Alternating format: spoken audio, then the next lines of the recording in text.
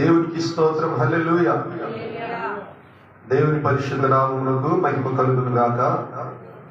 మన ప్రభువును గణరక్షకుడినైన యేసుక్రీస్తు ప్రభు వారి పరిశుద్ధ నామమును మీ అందరికీ నా హృదయపూర్వకమైన వందనాలు, దైవాశీస్సులు, దైవ దీవెనలు తెలియజేస్తున్నానండి.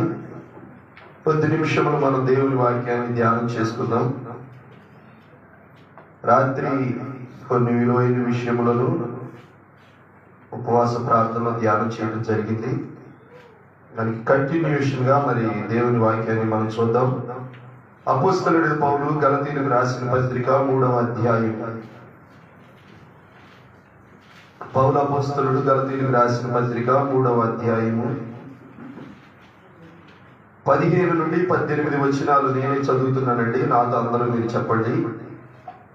సహోదరులారా, మనుష్య రీతిగా మాట్లాడుచున్నాను, మనుష్యుడు చేసిన వడంబడికి అయినను.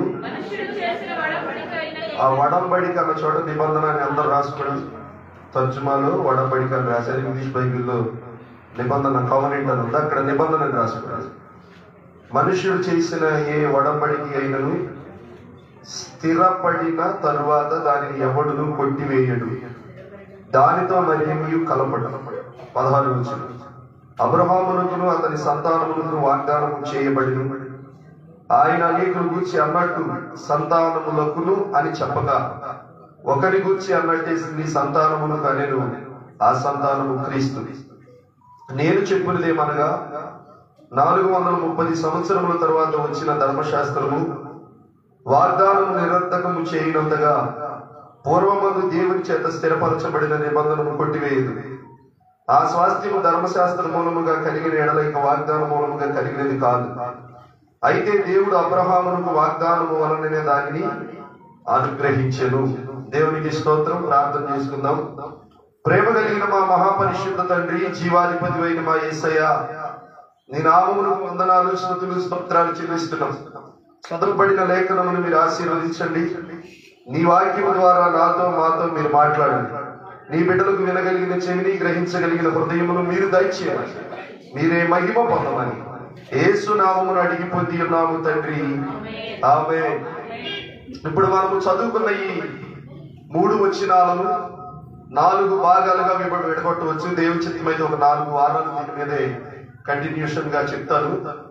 ప్రస్తుతానికి ఈ రోజుకు నిబంధనలు ఎన్ని నిబంధనలు దేవుడు చేశారు, ఆ నిబంధనల ద్వారా మనం ఏమి నేర్చుకోవాలి, మొదటి మాట. రెండవది వచ్చేసి ఆ సంతానము క్రీస్తు అని మాట మనం చదివాం. ఈ సంతానము గురించిన వివరణ. తర్వాత ధర్మశాస్త్రము నిరర్థకము చేస్తుంది వాగ్దానాన్ని అన్నాడు. దాని సంగతి ఏంటో 3వ మాటగా. 4వ మాటగా ఈ యొక్క వాగ్దానము అనేది అబ్రహామునకు దేవుడిచ్చాడు. ఇటువంటి 4 ప్రాముఖ్యమైన విషయాలు ఉన్నాయి. 4 వారాలు దీని మీద సిరీస్ నేను చెప్తాను. ఈ 4 వచనాల మీద 4 వారాలు పడుతుంది. ప్రస్తుతానికి ఈ రోజుకు 4 నిబంధనల గురించి నేను మీకు వివరిస్తా. దేవునికి మహిమ కలుగును గాక. హల్లెలూయా. నిబంధన అంటే అగ్రిమెంట్ అండి. నిబంధన అంటే మాట ఇచ్చుట. బైబిల్ గ్రంథంలో ప్రాథమికముగా 4 నిబంధనలు ఉన్నాయి. ఒకటి నోవాహుతో చేసిన నిబంధన. దేవుడు నోవాహుతో చేసిన నిబంధన. చెప్పండి, నోవాహుతో చేసిన నిబంధన. రెండవది అబ్రహాముతో చేసిన నిబంధన. మూడవది దావీదుతో చేసిన నిత్య నిబంధన. నాలుగవది క్రొత్త నిబంధన. ఈ 4 నిబంధనలు బైబిల్ గ్రంథంలో మనకు ఉన్నాయి.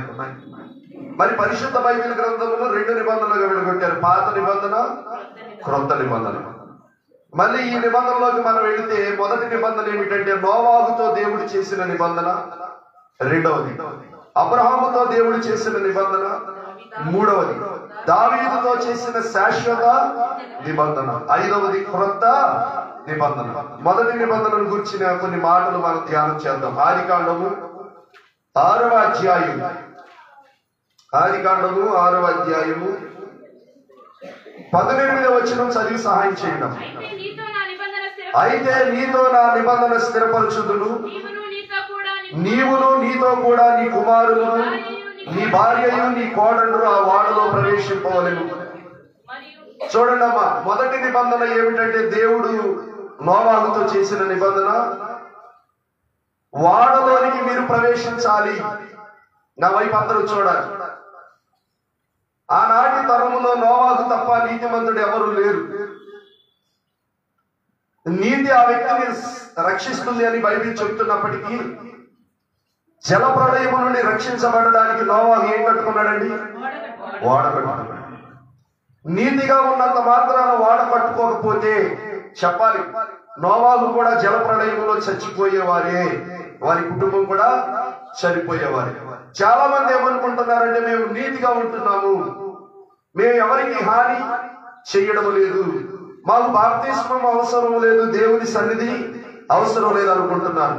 ఆనాడు జల ప్రళయం వచ్చి నోవాహు కాలంలో ఎలా ప్రపంచాన్ని నాశనం చేసిందో, ఈనాడు రెండవ రాకడలో కూడా అగ్ని చేత దేవుడు ఈ లోకాన్ని సర్వనాశనం చేయాలనుకుంటున్నాడు. పాత నిబంధన గ్రంథంలో వారు వాడలోనికి వెళితే, నిబంధనలోనికి వెళితే వారికి రక్షణ దొరికింది. ఈ పూట సర్వ మానవాళి యేసు ప్రభు అనబడిన వాడలోనికి రావాలి. దేవునికి స్తోత్రం కలుగునుగా. దీనికి పేతురు పత్రికలో ఒక చిన్న వివరణ ఉంది, మనం చూద్దాం. పేతురు రాసిన రెండవ పత్రిక, పేతురు రాసిన రెండవ పత్రిక, మొదటి పత్రిక 3వ అధ్యాయము 19వ వచనం చదివి సహాయం చేయడం. దేవుని దీర్ఘశాంతము ఇంకా కనిపెట్టుచున్నప్పుడు పూర్వము నోవాహు దినములలో వాడ సిద్ధపరచుచుండగా, ఏమని ఇప్పుడు ఆ వాడ దేనికి సాదృశ్యంగా ఉంది? ఈ కొత్త నిబంధనలో యేసయ్యకు సాదృశ్యంగా ఉంది. ఆనాడు వాడలో ఉన్న వారు రక్షించబడినట్లే ఈ పూట యేసయ్యలోకి వచ్చిన వారు మాత్రమే రక్షించబడతారు. కాబట్టి పాత నిబంధనలో దేవుడు నోవాహుతో చేసిన నిబంధన నెరవేర్పు ఎవరిలో ఉంది అంటే ప్రభు అయిన యేసుక్రీస్తులో. ఆనాడు వాళ్ళు వాడ అనే నిబంధనలోనికి వచ్చినప్పుడు చెప్పండి, మొత్తం 8 మంది రక్షించబడ్డారు. ఈ పూట మనం యేసయ్య అనబడిన వాడలోనికి వస్తేనే చెప్పండి మనకి కూడా రక్షణ. దీనిని ఏమన్నారంటే నిబంధన. దీన్నేమన్నారండి? నిబంధన. కాబట్టి ఆనాడు వాడ దేంతో చేశారు? చితిసారకపు రాళ్ళతో వాడలు చేశారు. ఎన్ని అరలుగా చేశారు? 3 అరలుగా చేశారు. దేవునికి మహిమ కలుగునుగాక. హల్లెలూయా. కాబట్టి ఇప్పుడు 3 అరలతో చేయబడిన ఆ వాడలోనికి నోవాహు కుటుంబము ప్రవేశించినప్పుడు నోవాహు కుటుంబం ఏమైందండి? రక్షించబడింది. ఈ పూట ప్రపంచంలో దేవుడు ఒక అద్భుతమైన వాడని పడుతున్నాడు. ఆ వాడే క్రీస్తు సంఘము. చెప్పండి పెట్టి దేవుడు నామాన్ని మహిమపరచండి. ఆనాడేమో వాడ చితిసారకపు మ్రానుతో కట్టబడింది, 3 అంతస్తులుగా కట్టబడింది. దానిలోనికి నోవాహు కుటుంబము వెళ్ళుట ద్వారా దేవుని నిబంధనలోనికి వారు ప్రవేశించి జల ప్రళయం నుండి తప్పించబడ్డారు. ఇప్పుడు దానికి సాదృశ్యమైన రూపము క్రీస్తు సంఘము. దేవునికి మహిమ కలుగునుగాక. క్రీస్తు సంఘమును కూడా యేసయ్య కడుతున్నాడు. సంఘము దేనితో కట్టబడుతుంది? క్రీస్తు యేసే ముఖ్యమైన మూలరాయి అయి ఉండగా అపోస్తలులు ప్రవక్తలు వేసిన పునాది మీద మీరు కట్టబడి ఉన్నారు. నేర్పరి అయిన శిల్పకారుని వలె నేను పునాది వేశానన్నాడు. కొరింథీయులకు రాసిన మొదటి పత్రిక 3వ అధ్యాయం చూడండి. కొరింథీయులకు రాసిన మొదటి పత్రిక 3వ అధ్యాయము 16వ వచనం అండి. 3వ అధ్యాయము నేర్పరి అయిన 10వ వచనం. దేవుడు నాకు అనుగ్రహించిన కృప చొప్పున నేను నేర్పరి అయిన శిల్పకారుని వలె పునాది, చూడండి, మరి ఒకడు దాని మీద కట్టుచున్నాడు. ప్రతివాడు దాని మీద ఎలాగో కట్టుకొనుచున్నాడో జాగ్రత్తగా చూడవలెను. వేయబడిన పునాది తప్ప మరి ఒక పునాది ఎవడు వేయలేరడు. ఈ పునాది యేసు క్రీస్తే. చూడండి, ఇప్పుడు నిర్మాణము వాడ చితిసారపు మ్రానుతో కట్టబడింది. సంఘం దేనితో కట్టబడుతుంది? క్రీస్తు ద్వారా. దేవునికి మహిమ కలుగును కాక. క్రీస్తు యేసే మూలరాయి అయి ఉండగా అపోస్తలులు ప్రవక్తలు వేసిన పునాది మీద మీరు కట్టబడి ఉన్నారు. రిఫరెన్స్ ఎంత? ఎఫెసీ పత్రిక 2:20. ఇక్కడ చూడండి, ఇప్పుడు 12వ వచనం. ఎవడైనా ఈ పునాది మీద, నా వైపు చూడండి, బంగారము, వెండి, వెలగలరాడు, కర్ర, గడ్డి, కొయ్యకాలు మొదలైన వాటితో కట్టిన ఎడల వారి పని కనబడును, ఆ దినమున తేటపరచబడును. నా వైపు చూడండి. ఇప్పుడు వాడను దేంతో కట్టారు? చితిసారకపు రాడు. ఈ వాడలోనికి వెళ్ళినప్పుడు నోవాహు కుటుంబం దేనిలోకి వెళ్ళారు? నిబంధనలోనికి వెళ్ళారు. ఈ నిబంధనలోనికి వెళ్ళడం ద్వారా వారు దేని నుండి రక్షించబడ్డారు?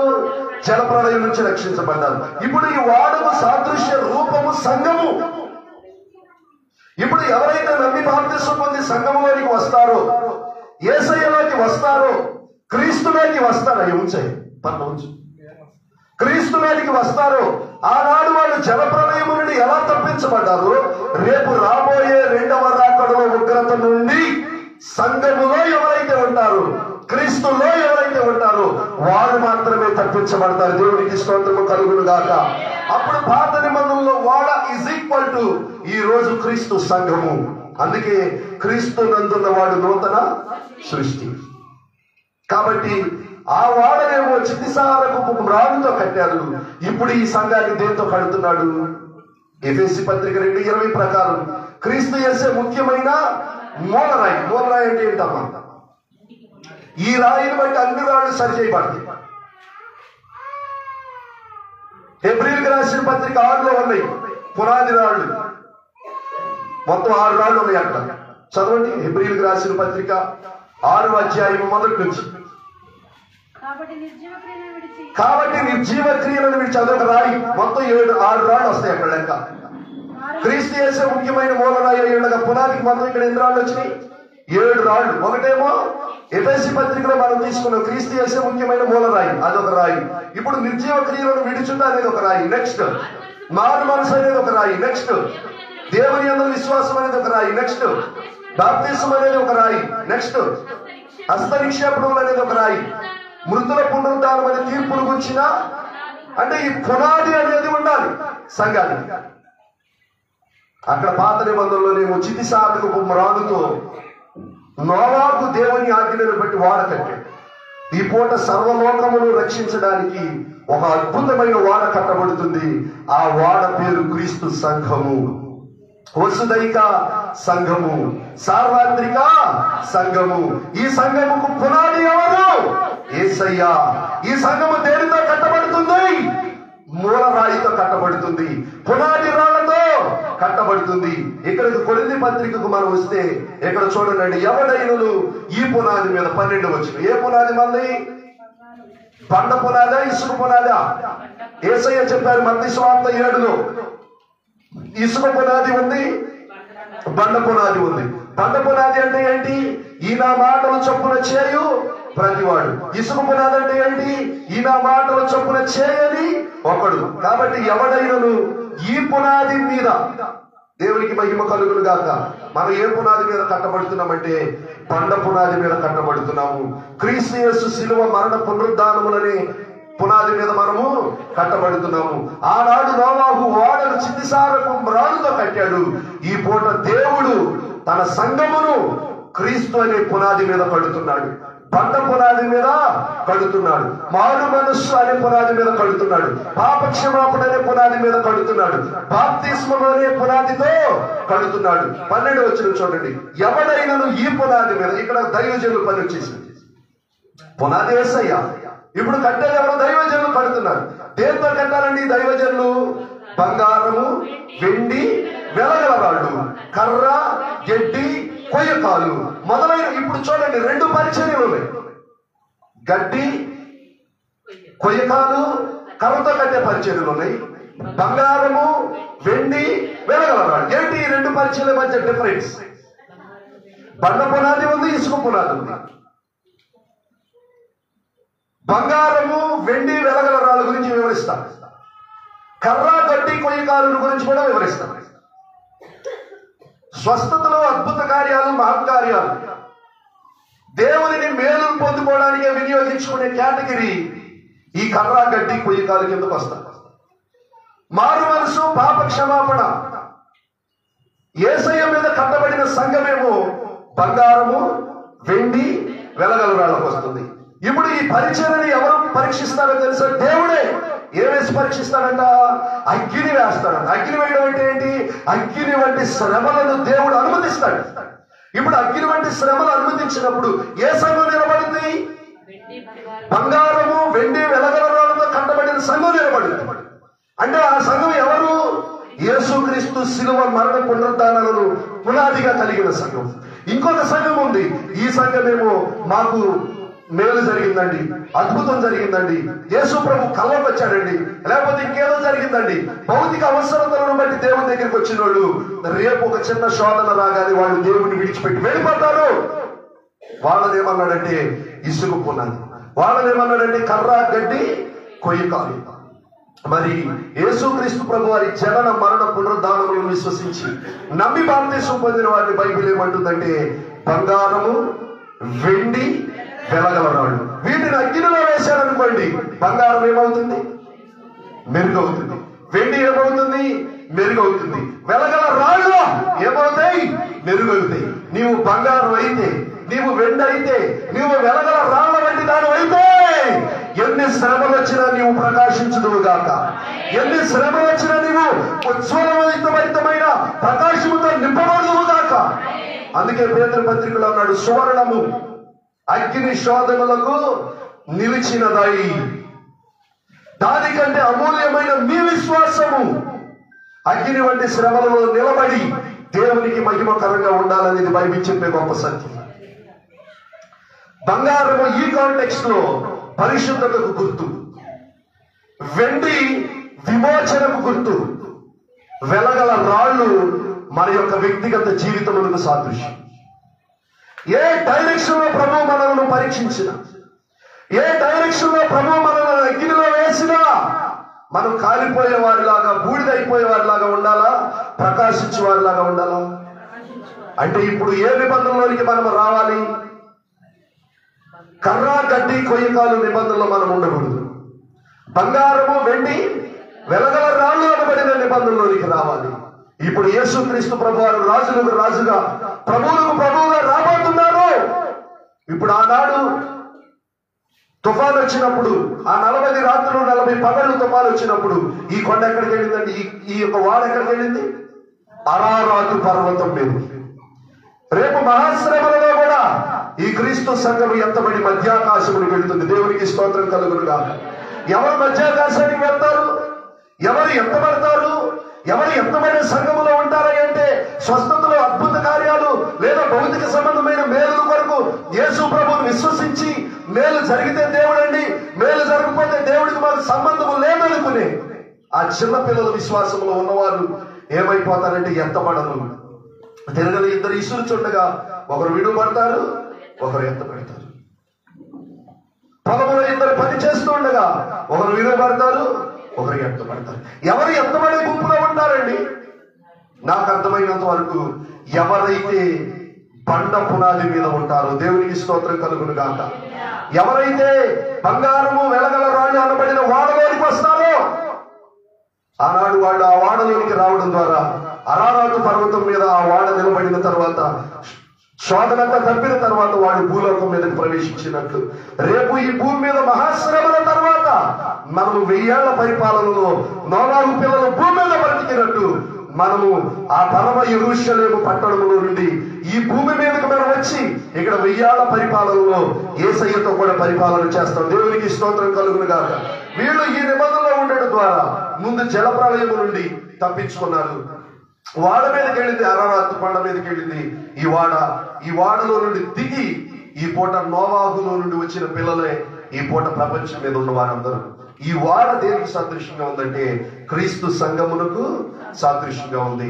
ఈ సంఘము కూడా ఆ వాడ చిన్ని సారకపు మ్రాలుతో కట్టబడి కీలు పూయబడిందంట, నీళ్లు లోపలికి రాకుండా. ఏం పూయబడిందండి? కీలు పూయబడింది. ఇప్పుడు మనము కూడా కీలు పూయబడిన వాడలో ఉండాలా, లేకపోతే కీలు లేని వాడలో ఉండాలా? కీలు లేని వాడ ఏంటంటే కర్ర గడ్డి కొయ్యకాలతో కట్టిన వాడ. కీలు కలిగిన వాడ ఏమిటంటే బంగారము వెండి వెలగల రాళ్లతో కట్టబడిన వాడ. నేను మిమ్మల్ని అడుగుతున్నాను, ఏ పునాది మీద నీవు ఉన్నావు? సెల్వన్ రాజు గారు రక్షణ పొందినప్పుడు సాక్ష్యం చెప్పారు, ఎంతమంది గుర్తుంది? నేను యేసయ్య నా కొరకు ప్రాణం పెట్టాడని, సమాధి చేయబడ్డాడని, 3వ దినాన్ని తిరిగి లేచాడని నేను నమ్మి బాప్తిసం పొందాను. అది బండ పునాది. కొంతమంది ఏమంటున్నారు, యేసు ప్రభువుని నమ్ముకుంటే ఏమంటే రక్షణ పొందనండి, పెళ్ళి అవుద్దని చెప్తున్నారు కొంతమంది పాస్టర్లు. బాప్తిసం పొందంగానే గర్భఫలం కలుగుతుంది అంటారు. బాప్తిసం పొందితే వీసా వస్తుంది అంటారు. వీసా రావడానికి, బిడ్డలు కలగడానికి అందుకే బాప్తిసం ఉద్దేశించబడింది. బాప్తిసం ఉద్దేశించబడింది మన పాపములను కడుగుకొనుటకు. దేవునికి స్తోత్రం కలుగును గాక.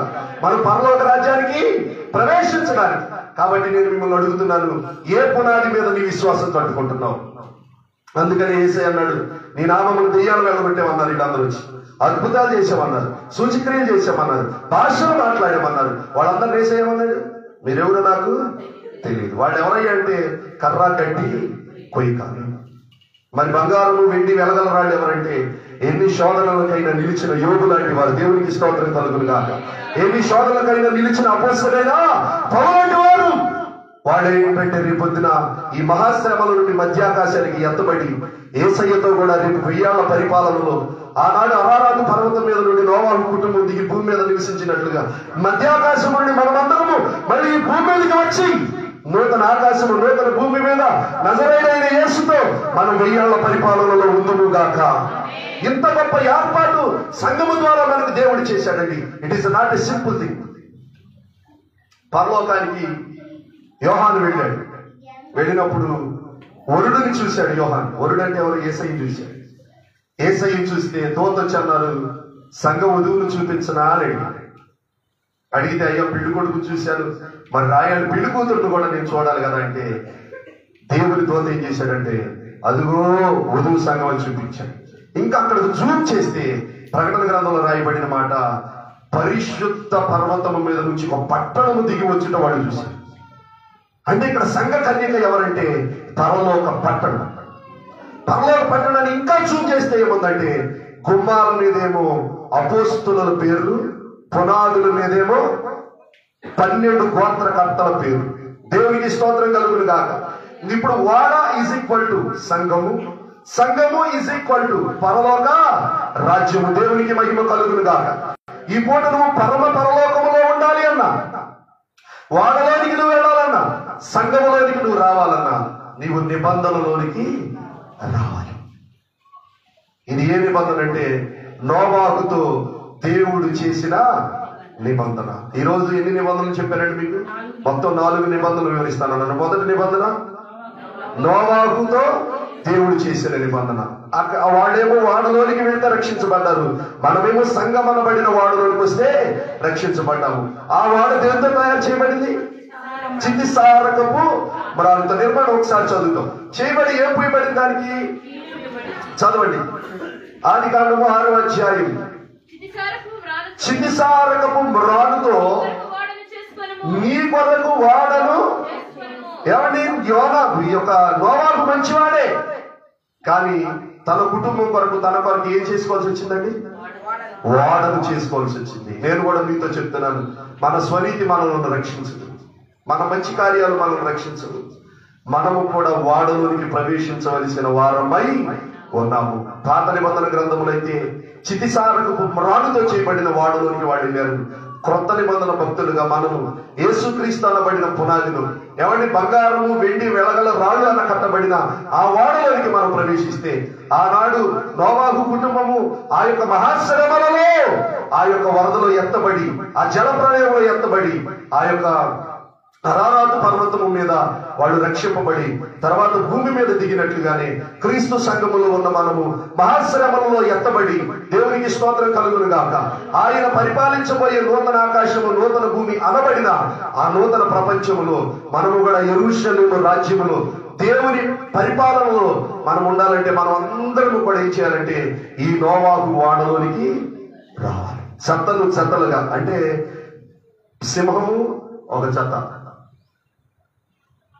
పశువులన్నీ ఒక జతలుగా వచ్చారు. నోవాహు కుటుంబమే వచ్చారు, కానీ ఒక్కడు కూడా రాదు. అన్ని సంవత్సరాలు 120 సంవత్సరాలు సువార్త ప్రకటించాడండి ఎవరు? నోవాహు. కానీ ఒక్కడు కూడా రాదు. ఈ పూట మనం కూడా ప్రకటిస్తున్నాం, శోధన రాబోతుంది, అగ్నిగుండం ఉంది, ఏ దినాలు చచ్చిపోతావు తెలీదు, రక్షింపబడు, రక్షణలోనికి రమ్మనమంటే చాలా మంది రావడం లేదు. ఆ రోజు రాని వచ్చింది, వాడ పైకి వెళ్ళిపోతుంది, అందరూ వచ్చి బాబాయ్ తలుపు తీ అంటారు, పిన్నవా తలుపు తీ అంటారు. ఒకవేళ నోవాహు అయితే తలుపు తీసేవాడేమో. అందుకే నేను నోవాహు మంచితనం తెలుసుకుని దేవుడు ఏం చేశాడంటే తాళం వేసి ఆగిపోయాడు. ఇక తలుపు వేసేయడానికి నాకు తీయడానికి అధికారం నాకు లేదు. రేపు కూడా రెండవ రాకడలో యేసు ప్రభు వారి యొక్క శ్రమలు ఈ భూమి మీదకి వచ్చినప్పుడు మనం తప్పించువాడు లేడు. అందుకని అదే ఆ రోజు యేసయ్య ఉగ్రత రోజు, పిల్ల జాడ తల్లికి లేక, తల్లి జాడ పిల్లకి లేక అనాథల ఏడ్చే రోజు ఉంటుంది.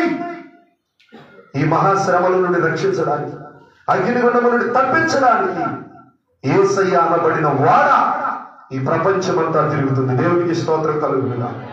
ఎవడైనా క్రీస్తునందున్న ఎడల వాడు నూతన సృష్టి. యేసయ్యలోనికి మనము ఈ వాడకు పెట్టబడిన ఒక విచిత్రమైన నిర్మాణాన్ని మనం చూద్దాం. సిద్ధిసారకు కుమ్మరాలతో నీ కొడుకు వాడలు చేసుకొని అరలు పెట్టి ఆ వాడలు చేసి లోపటను వెలుపటను దానికి ఏం పూయాలని? కీలు పూయాలి. లోపల పూయాలి, కూర్చోండి. లోపల పూయాలి, వెలుపట పూయాలి. ఏం పూయాలి? కీలు పూయాలి. కీలు అనగానే మీకు ఒకటి గుర్తు రావాలి, తాడు. ఇక్కడ ఉపయోగించిన కీలు ఎవరు ఉపయోగించారు బైబిల్లో? తర్వాత యెకోబేలు, మోషే గారికి ఉపయోగించారు. ఈ కీలు దేనికి సాదృశ్యంగా ఉందంటే, నిర్మించబడిన మన విశ్వాసం అనబడిన వాడ మన యొక్క చిన్న చిన్న బలహీనతలను బట్టి మునిగిపోయే ప్రమాదం ఉంది, విరిగిపోయే ప్రమాదం ఉంది. కాబట్టి లోపలే బయటికి రాకూడదంటే బయట ఉన్న లోకము మనలోకి రాకూడదు. పూర్తి చేయండి. మనము లోకములోనికి వెళ్ళకూడదు. వెళ్ళకుండా ఉండాలంటే ఏం పూసుకోవాలి? మనం కీలు పూసుకోవాలి. అంటే అర్థం ఏంటి? రక్షించబడిన మనం, బాప్తిసం పొందిన మనం, బంగారము వెండి వెలగల రాళ్లతో మన వాడ కట్టుకుంటున్న మనం, చెప్పండి, లోకాన్ని మనలోకి రానివ్వకూడదు. పూర్తి చేయండి నాన్న. మనము కూడా లోకములోనికి కలిసే ప్రయత్నం చేయకూడదు. ఒకవేళ లోకాన్ని మనలోనికి రాణించినా పూర్తి చేయండి. మనము లోకములోనికి వెళ్ళినా మునిగేది ఎవరి కొంప? మనం. ఇది ఏ కొంప? పరలోకము వెళ్ళవలసిన వాడ. దేవునికి స్తోత్రం కలుగును గాక. అంటే జాగ్రత్త ఎంత అవసరమో చూడండి. నీవు దానిని చేయవలసిన విధం ఇది. ఆ వాడ 300 మూరల పొడుగులు, 50 మూరల వెడల్పును, 30 మూరల ఎత్తుగలదై ఉండవలెను.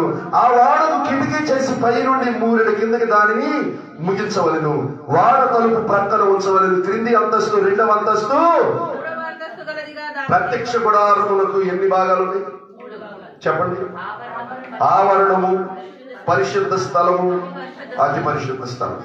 ఇప్పుడు చెప్పండి, వాడకి 3 అంతస్తులు ఉన్నాయి, సంఘమునకు కూడా 3 అంతస్తులని. దేవునికి స్తోత్రం కలుగును గాక. నీతిమంతులుగా తీర్చబడుట అంటే రక్షింపబడిన జీవితం, తర్వాత పరిశుద్ధపరచబడుట అంటే పరిశుద్ధ జీవితం, తర్వాత మహిమ పరచబడుట. రోమీయులకు రాసిన పత్రిక 8లో ఈ గొప్ప సత్యాన్ని మనం చూస్తాం. ఇప్పుడు వాడలోను 3 అంతస్తులుగా ఉంది. నెక్స్ట్ సంఘములోను మనం రక్షింపబడి, నెక్స్ట్ పరిశుద్ధపరచబడిన మనం మహిమపరచబడి. అని చూడండి, రోమీయులకు రాసిన పత్రిక 8వ అధ్యాయం. అపోస్తలుడైన పౌలు రోమీయులకు రాసిన పత్రిక 8వ అధ్యాయము. దేవునికి మహిమ కలుగును గాక. హల్లెలూయా. 30వ వచనం చదవడం. మరియు ఎవరిని ముందుగా నిర్ణయించిన వారిని పిలిచరు, ఎవరిని పిలిచిన వారిని నీతిమంతులుగా తీర్చరు, ఎవరిని నీతిమంతులుగా తీర్చరో వారిని మహిమపరిచరు. పరిశుద్ధపరచబడటం గురించి కూడా మనం చూస్తాం. ఈ 3 అంతస్తుల పరిచర్య ప్రతి విశ్వాసంలో జరగాలి. ముందు నీతిమంతులుగా తీర్చబడుటంటే రక్షింపబడిన జీవితం. నీతిమంతులుగా తీర్చబడిన మనం పరిశుద్ధులు కాదు, పరిశుద్ధపరచబడి పరిచర్యకు మనల్ని మనం అప్పగించుకోవాలి. పరిశుద్ధపరచబడిన మనము మహిమపరచబడే అనుభవానికి వెళ్ళాలి. వాడలో 3 అంతస్తులు ఉన్నాయి, సంఘములో కూడా 3 అంతస్తులు ఉన్నాయి. 3వది ప్రత్యక్షపు గుడారములో కూడా 3 అంతస్తులు ఉన్నాయి. బయటేమో ఆవరణం, ఆవరణంలో ఏముంటుంది?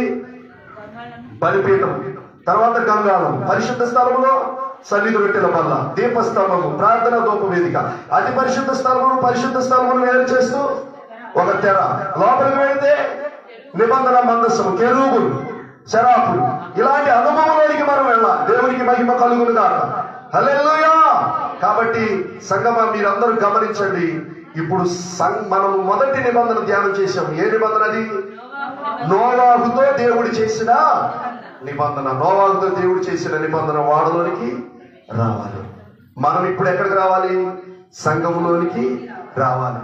తర్వాత ప్రత్యక్ష గుడారపు అనుభవం కూడా మనకు ఉండాలి.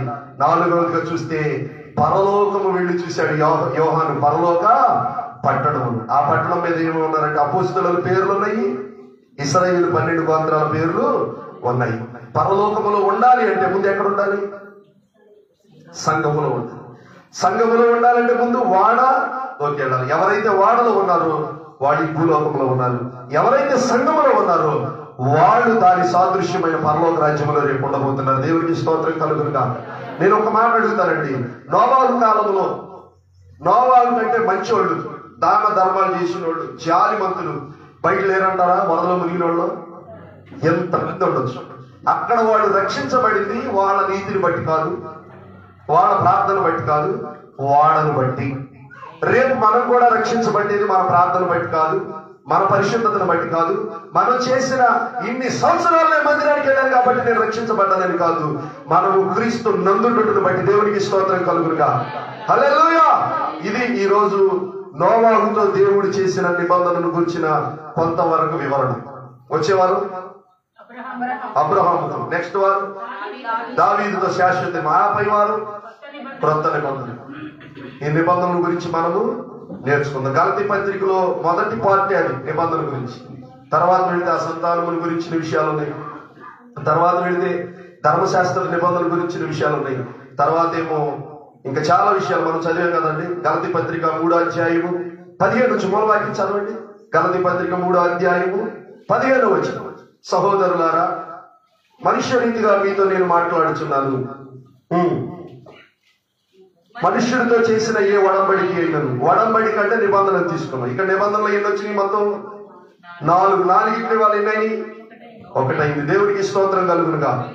కాబట్టి నీవు దేవుని నిబంధనలో ఉండాలని, దేవుని వాడలో నీవు ఉండాలని, కర్ర గడ్డి కొయ్యకాల అనుభవం నుండి బంగారము వెండి వెలగల రాళ్ల అనుభవంలోనికి నీవు రావాలని, మహాశ్రమలలో నువ్వు నిలబడాలని, దేవుని రాజ్యంలో నువ్వు ఉండాలని, పరలోకములో నీవు ఉండాలని మనస్ఫూర్తిగా నేను కోరుకుంటున్నానండి. అందరూ ప్రార్థన చేద్దాం, ప్రభువుని అడుగుదాం. కర్ర గడ్డి కొయ్యకాల అనుభవంలో నీవు ఉన్నావా? బంగారము వెండి వెలగల రాళ్ల అనుభవంలోనికి మనం వద్దామని ఎవరికి వారి ప్రభుతో ఒక నిబంధన చేసుకుని ప్రార్థన చేద్దామండి. మోకరించగలిగిన వారు మోకరించండి, ప్రార్థన చేయండి. ప్రభు సన్నిధిలో ప్రార్థన చేద్దాం. తండ్రి, మీ నామమున